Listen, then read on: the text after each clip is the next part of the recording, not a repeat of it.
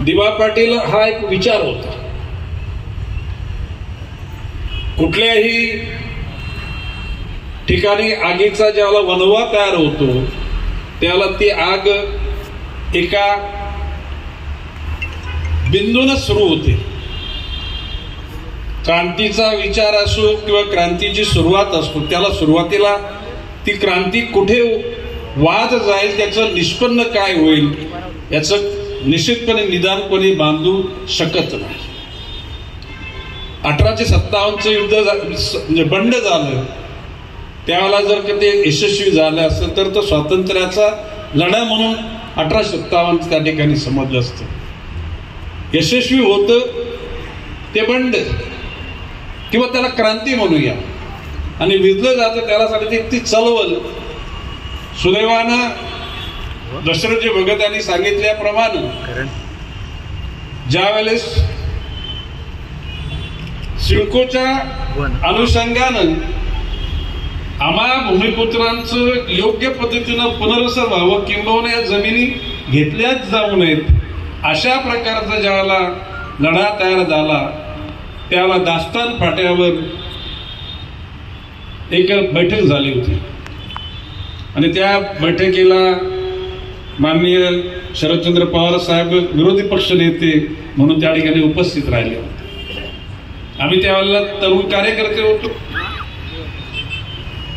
निश्चितपणे त्यावेळेला दिवा पाटलांच्या नेतृत्वाखाली सर्वच शेतकऱ्यांनी जात धर्म पंथ वर्ण हे विसरून आणि पक्ष विसरून त्या चळवळीमध्ये सहभाग घेतला. काही ठिकाणी चळवळ करणाऱ्यांना लाठीचार सहन करावा लागला. ज्यांच्या या ठिकाणी हुतात्मा म्हणून प्रतिमा लावल्या त्या लोकांना त्या चळवळीच्या अनुषंगानं क्रांतीच्या अनुषंगानं हुतात्मा आलं. बाब असे की मी कधीच या चळवळीमध्ये आलो नव्हतो, जसं तुम्हाला कल्पना आहे. परंतु ज्या दिवशी मी या चळवळीमध्ये रस्ता बंद करायचा म्हणजे हायवे रोको, मी सांगितलं हायवे रोकोला मी येणार नाही की हायवे मध्ये येणारे लोक कोणी बँगलोर मधून गोवा इकडून येणारे असतात. त्यांना काय माहिती तुमच्या शहरातल्या समस्या आणि तुम्ही कशासाठी बसलेल्या.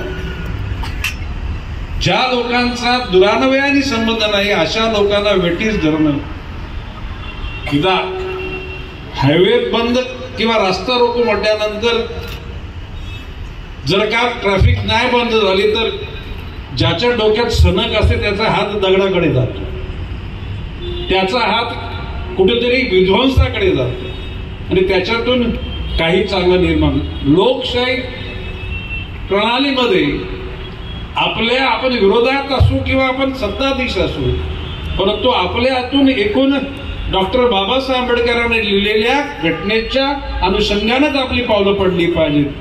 जर का आग लावली, दगड मारले, लोकांचा जीवन उद्ध्वस्त करायचा प्रयत्न केला तर डॉक्टर बाबासाहेब आंबेडकर आपल्याला संबंधित नाहीत असं माझं मत आहे. ज्या वेळेला तो सिडको भवनावर ज्याला मोर्चा नेला त्याला आपण जिताडा घेऊन तिथे आला तर दशरथ भाऊ बरोबर आहे. त्या दिवशी मी काय बोललो की तुम्ही जिद्दीनं उभे राहा. एक ना एक दिवस या एअरपोर्टवर ज्याला विमान उतरेल त्या दिवशी तिथून उच्चार होईल की आंतरराष्ट्रीय दिवा पाटील विमानतळावर आता आपलं आगमन होत आहे. आठवतं माझा शब्द, ते शब्द खरे ठरले म्हणजे आता फक्त सोपस्कार रुपये बरलेले आहेत. आता कुठेतरी आपण हौशेनं बोर्ड लिहिलाय तिथे स्वर्गीय दिवा पाटील आंतरराष्ट्रीय विमानतळ. ते ऑथोराइज नाहीये. शासनाच्या वतीनं त्यावेळेला अतिशय मोठ्या झगमगत्या अशा इस्टमल कलर रंगामध्ये किंवा अशा प्रज्वलित होणाऱ्या डिजिटल मध्ये त्याला आंतरराष्ट्रीय विमानतळ स्वर्गीय दिवा पाटील यांच्या नावाने येईल. त्याला खरं म्हणजे तुमच्या आमच्या मनामध्ये असलेली ती थक आहे ती थोडीशी शांत होईल. दशरथ भाऊनी बऱ्याचशा गोष्टी सांगितल्या. कधीतरी अर्धा ग्लास रिकामा की अर्धा ग्लास भरलेला. स्वरूप कसं असतं, खरोखर बघायला गेलं तर अर्धा ग्लास रिकामा असतो आणि अर्धा ग्लास भरलेला असतो.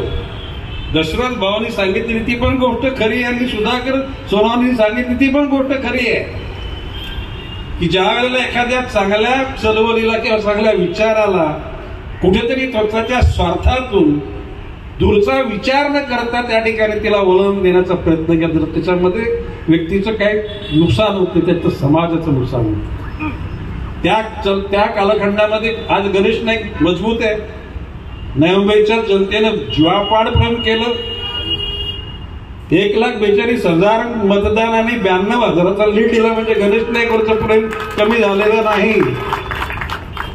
उलट त्यामुळे सुधाकरनी सांगितल्याप्रमाणे तो शब्द त्या शब्दाचा अपप्रचार झाला. असो तर तू इतिहास विसरून जाऊया आपण. जे कुठेतरी इतिहासामध्ये रमतात त्या लोकांना भविष्यकाल घडवता येत नाही. इतिहास म्हणजे भूतकाळाकडे नजर टाकायची असते, वर्तमान काळामध्ये रमायचं असतं आणि भविष्यकाळाचे वेध घ्यायचे असतात. ना तुमच्या सर्वांच्या आशीर्वादानं आणि सदिच्छेनं गणेश नाईक त्याच पद्धतीने जीवन जगतोय. हे माझे नजर भविष्यकाळाकडे.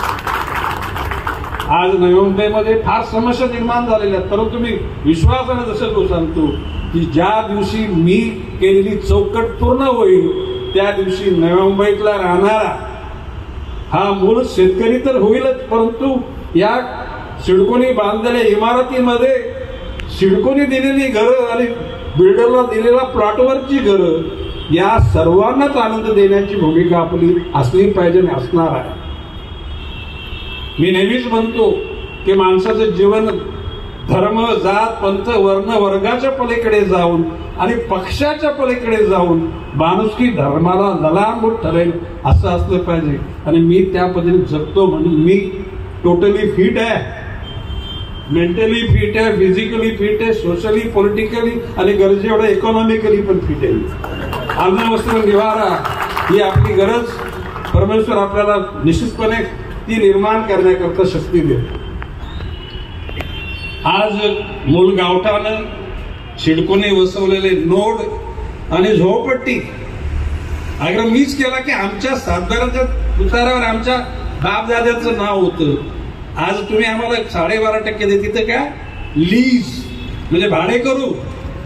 आणि मी विधानसभेत बोललो होतो आणि ज्या ज्याला वेळ मिळाला त्यावर आम्हाला मालकी हक्काच्या जागा पाहिजेत. आम्हाला म्हणजे नुसत्या गाववाल्यांना नाही तर त्या ठिकाणी कॉलनीमध्ये आलेल्या लोकांना सुद्धा, झोपडपट्टीमध्ये राहणाऱ्या लोकांना सुद्धा फ्री होल्ड निर्णय झालेला आहे. त्याची फक्त अंतिम निर्णय होऊन त्या ठिकाणी त्या सर्व गोष्टी घडायच्या काळामध्ये असे नमुनेदार काही गोष्टी करू की जी केल्यानंतर दाखवू. निश्चितपणे दाखवताना आपल्याला लोकांनी शाबासकी देण्यासाठी नाही, लोकांच्या जीवनामध्ये आमूलाग्र बदल घडण्याकरता, जेणेकरून त्यांचं शैक्षणिक, त्यांच्या मुलाबाळांचं आयुष्य, आरोग्य, रोटी कपडा मकान या सर्व गोष्टी करता निर्धास्तपणे देशावर प्रेम करता करता, माणुसकी धर्माची जतन करता करता जीवन जगवण्याकरता वातावरण निर्माण करण्याचं माझ्या मनामध्ये आहे. आणि मी नेहमी वारंवार उल्लेख केलेला आहे, जोपर्यंत माझ्या मनातली गोष्ट पूर्ण होत नाही तोपर्यंत हा गणेश नाईक मैदान सोडणार नाही.